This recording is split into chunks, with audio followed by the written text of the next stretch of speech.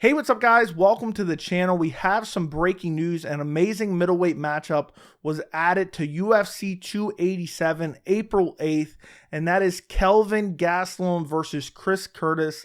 This is going to be my reaction as well as an early prediction for this fight. And UFC 287 does not have a main event yet, and I believe the main event of UFC 287 will be one of the biggest UFC fights of 2023. So at the end of this video, I'm going to give you my opinion on who I think will be the main event of UFC 287. But starting off with my reaction to this matchup, I absolutely love it. It makes perfect sense. You look at the current rankings, you have Chris Curtis at number 14, you have Kelvin Gastelum at number 13. And when Kelvin Gastelum put out there on Twitter that he had a fight announcement coming soon, you look at the rankings and you can make an educated guess. You know, a lot of these guys are booked up, and I thought for sure that we were getting Kelvin Gastelum versus Chris Curtis. It has since been confirmed for April 8th, and I think this is a perfect matchup. I think this is a fan-friendly matchup. You know, Kelvin Gastelum was supposed to fight last week against Nasruddin Imavov. Unfortunately, Kelvin Gastelum had to pull out with a mouth injury. Supposedly also had staph infection. Sean Strickland stepped in, and now Kelvin Gastelum obviously isn't going to fight for a few months because of the mouth injury, but he needed a new opponent. The Nasruddin fight kind of doesn't make sense anymore. He's probably not going to fight Sean Strickland, who's now coming off a win. So, you know, this fight makes perfect sense. And Chris Curtis versus Kelvin Gastelum, I am really looking forward to this matchup.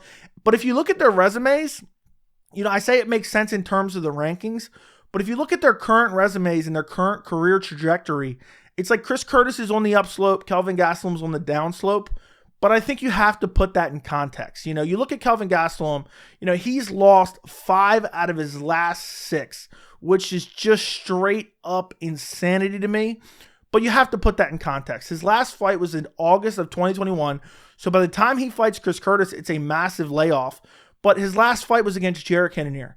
This fight was razor close. I could have saw it going to Kelvin Gastelum. It did not. He lost via decision, but it was a very close fight. The fight before that was against Robert Whittaker, April of 2021. And this fight was not super close, but Robert Whittaker, a lot of people thought if Israel Adesanya was not the champion, it would most likely be Robert Whittaker. And a lot of people are favoring Robert Whittaker to defeat current champion Alex Pereira. And on top of that, Kelvin Gastelum took this fight on short notice. The fight before that, he beat Ian Heinisch.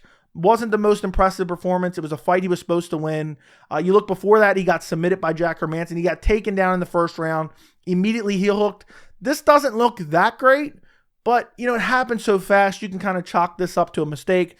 The fight before that, he lost to Darren Till. This was a split decision. And then the fight before that, he had that outright war with Israel Adesanya back at UFC 236 for, I believe it was an interim middleweight title at the time.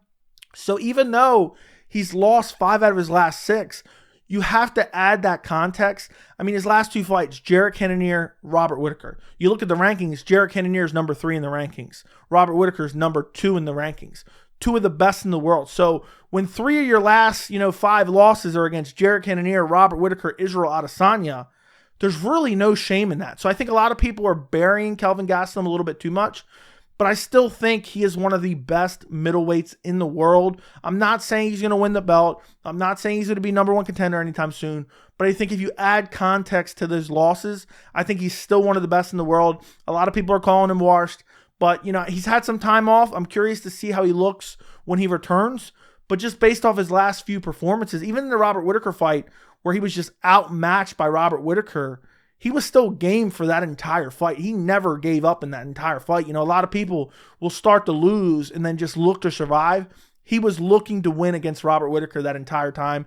So I think, you know, even people are saying, well, Chris Curtis is kind of on the come up. Kelvin Gastelum's kind of on the downslope. I don't think that's necessarily true because you look at Chris Curtis, he's won 9 out of his last 10. His only loss in the UFC is against Jack Hermansson, which was July of 2022.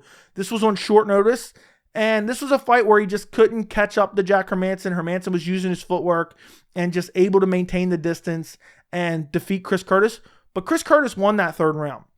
And had this been a 5-round fight, things could have maybe have gone different in this fight. I'm not saying that's definitely true, but nonetheless, to lose to Jack Hermansson on short notice, I don't think there's a lot of shame in that. And his last fight was against Joaquin Buckley at UFC 282, Joaquin Buckley, going out there throwing a lot of volume. Some people thought Buckley won the first round. I did not think he won the first round. I thought Curtis landed the better shots. I thought a lot of Buckley's shots landed on the forearms of Chris Curtis. And I think, in the second round, Chris Curtis just got a little bit more comfortable, finds that kill shot, and brutally finishes Joaquin Buckley in the second round. The fight before Jack Hermanson, he defeated Rodolfo Vieira. The fight before that, he beat Brendan Allen by TKO on short notice as well. And then his UFC debut was against Phil Hawes. He won that fight by KO, and he took that fight on short notice as well. So, he's had a lot of big wins in the UFC. But I think even though Kelvin Gastelum's on a losing streak, I think this is Chris Curtis's toughest test within the UFC. I think Gastelum is still a very good fighter, and I still think Gastelum can go out there and perform at a high level. Now, when I look at both these guys and I try to make an early prediction for this fight, I see a very similar skill set from both guys. I think both guys have excellent defensive grappling. I think both guys are former welterweights. They're not these massive middleweights like Alex Pereira. And I think both guys are super durable as well. And I think both guys have excellent cardio. So no matter who wins this fight, no matter how this fight goes, I think we are going to get an amazing striking matchup between Chris Curtis and Kelvin Gastelum. And I don't think anybody gets finished. Chris Curtis has only been finished once in 39 pro MMA fights, and that was against Ray Cooper. There's no shame in that. And Kelvin Gastelum has never been finished by knockout or TKO. So I don't think either one of these guys is getting finished. I do think if this was a 5-round fight night main event, I would give the edge to Chris Curtis because Chris Curtis has never lost a 5-round fight.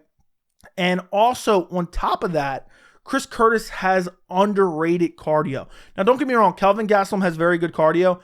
I would just give Chris Curtis the advantage in cardio. But when I see this fight going down, I see a very close fight. I see it contested, majoritarily striking. I see a fight that if Kelvin Gastelum wins, I think it'll be with the volume. Sometimes Chris Curtis shells up a bit too much. Super defensively responsible. And, it's good for not taking damage. But sometimes in the judge's eyes, like I talked about with the Joaquin Buckley fight, when a guy's kind of swarming you, landing a lot of shots on your forearms, the judges take that into account a little bit too much, and you end up giving away rounds that way. And this is only a 3-round fight, and Kelvin Gastelum throws a lot of volume. But I think really either guy can win this fight. I see this being a super close back and forth fight. I see Chris Curtis shelling up, throwing out counters, landing on Kelvin Gastelum's chin, but Kelvin Gastelum still pressuring forward. I don't see either guys using the grappling in this fight. I don't think Kelvin Gastelum's going to shoot a takedown. I don't think Chris Curtis is going to shoot a takedown. And, if I had to give an advantage in the wrestling, the offensive wrestling, I would give an advantage to Kelvin Gastelum. But Chris Curtis' defensive wrestling and takedown defense is so good that I don't think if Kelvin Gastelum decides to shoot, I don't think he'll have a lot of success in this fight against Chris Curtis. So I think it's going to be one of those fights that's very close. I can see a controversial split decision, and I am going for my early prediction. When we get closer to this fight, I'll do a full breakdown and prediction for this fight. So make sure you subscribe to the channel and turn on notifications.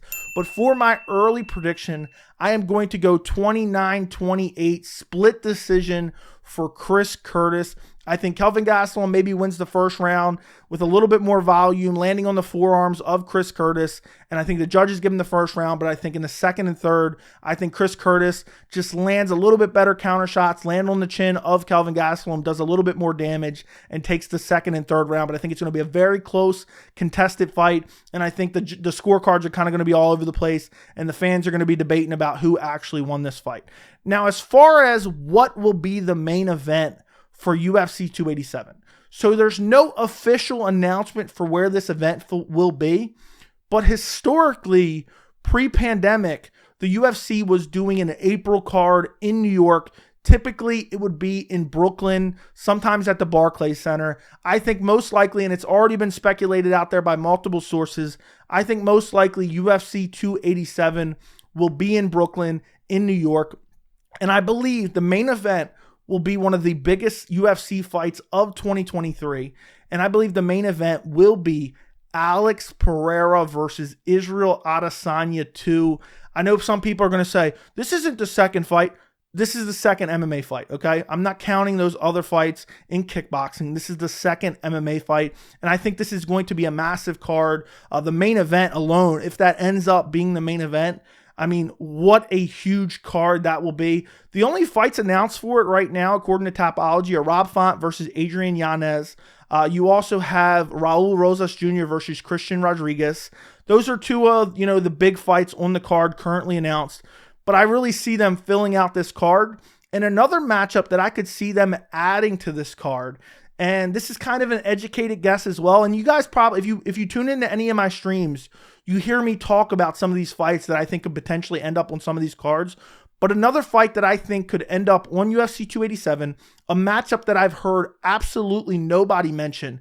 I think we could get Dominic Cruz versus Umar Nurmagomedov. You look at the bantamweight rankings, they both need an opponent. That fight would make perfect sense. You have a legend like Dominic Cruz. What does the UFC like to do? They like to build the upcoming talent on top of the names of the legends in the UFC. The young perpetually eat the old. I could see that being a matchup added to UFC 287, added as well. But no matter what, if it ends up being in New York, the UFC always likes to build a massive card there, even if they're not going to Madison Square Garden. They typically go to Madison Square Garden in November. So I'm really looking forward to this card. Again, I think my early prediction for Chris Curtis versus Kelvin Gastelum, Chris Curtis by split decision. The main event of this card will be Alex Pereira versus Israel Adesanya. That's pure speculation on my part. But let me know what you guys think down in the comments. Don't forget to like the video, and thank you so much for watching.